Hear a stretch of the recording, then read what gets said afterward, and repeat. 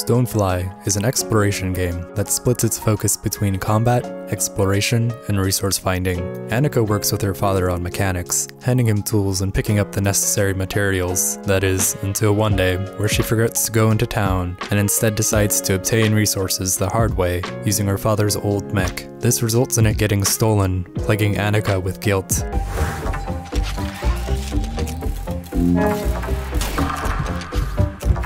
Stonefly is about the journey to find the thief via upgrading an old, rusted mech. The old mech you begin the campaign with has a plethora of movement options.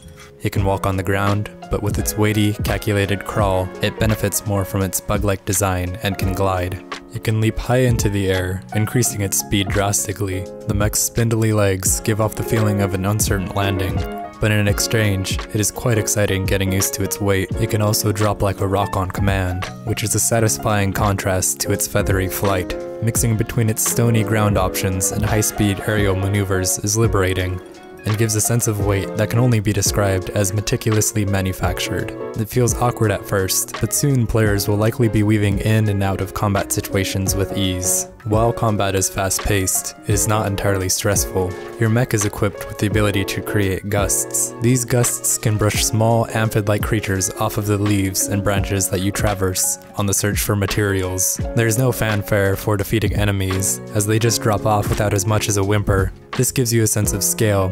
You're fighting bugs, after all. Larger enemies, such as shelled beetles, require being hit from projectiles that you can drop from above before being swept aside. These foes are intimidating at first, but are easy to figure out, and once you defeat a few stronger ones, they start to replace the standard enemies. Between falling off platforms and the throng of insectoid assault, Annika's mech can repair itself by landing. Being on the ground is dangerous, as your walk speed is bafflingly slow. Both escaping and entering a conflict rely on your mech's superior aerial movement, but the act of going into the air alerts enemies to your location. While fighting itself is self-explanatory, the strategies involved provide depth. You may find yourself mixed up with all the available buttons to press, but the kit is intuitive enough to where players will be reaving and dodging between attacks in no time. Other than combat, your bug mech can collect materials from the environment. There are tons of materials to collect, but that works against the otherwise intuitive gameplay. There isn't much indication when you have enough materials to increase the capabilities of your mech, so that function is generally stumbled into. However, it feels satisfying seeing any number in a resource-based game go up. This confusion may last for a while, as there is no in-depth tutorial detailing the intricacies of why a certain item boosts a stat. Many times, the game simply points you to which item you need to purchase, so the potentially DIY nature of building your dream mech loses some punch. The story provides an affecting motivation to retrieve your father's ship. It is insinuated that there is both an emotional and practical reason to taking back the mech, as it is named after Annika's mother. After being spotted by a mysterious individual, the mech is stolen, suggesting that it has some history to it as well. Annika's father's battle stories regarding the machine lends credibility to this kind of world building, and it's a satisfying way to progress without the story being told directly to you. The environments are made of organic tans and olive greens, and even the character models exude a soft tact. This clashes magnificently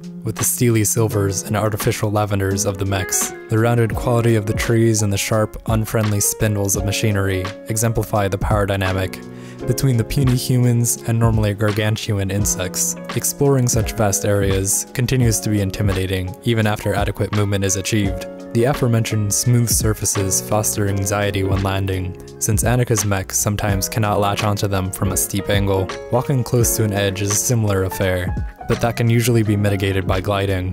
While each area sprawls into almost indistinguishable routes, the mech has the ability to drop tracking bugs that show the way. Whether you are looking for an exploratory trek or a guided route, Stonefly has you covered. The exploration is home to a few small gripes. Firstly, the camera is fixed, which is odd, considering the right control stick does not seem to perform any action. This means if a stray branch is above you, or you enter a large enclosed area, your vision will be obscured. This may only last a few moments, but that is ample time to drop off into the abyss. Second, invisible walls that signify the end of the map are not readily apparent. This does make the area look less awkward, but players may meet their end crashing into it. However, the issue should happen infrequently enough to where it does not significantly impact gameplay. Stonefly provides an intriguing premise that lends itself to strange and fantastical gameplay.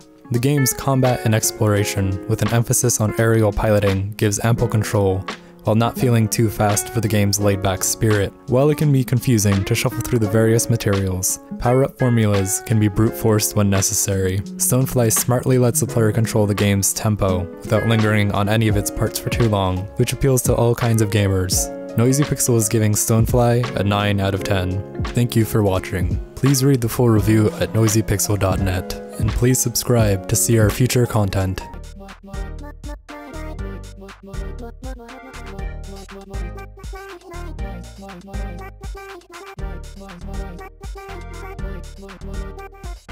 Noisy Pixel.